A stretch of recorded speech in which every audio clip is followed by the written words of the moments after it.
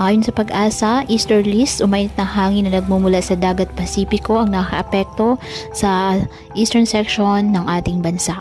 Samantala, wala namang bagyo o low pressure area na minomonitor sa loob ng ating PAR na maaaring makaapekto sa lagay ng panahon. Wala ring gale warning na nakataas sa baybayin ng karagatan, kung kaya malaya pa rin makapamalaot ang ating mga kababayang mangingisda at may maliliit na sasakyang pandagat. Ngayong araw, ang Metro Manila at nalalabing bahagi ng bansa, asahan ang generally maliwalas na panahon, maliban na lamang sa tsansa ng bagyong maulap o sa maulap na kalangitan with isolated rain showers or thunderstorms dahil pa rin sa easterlies at ng mga localized thunderstorms.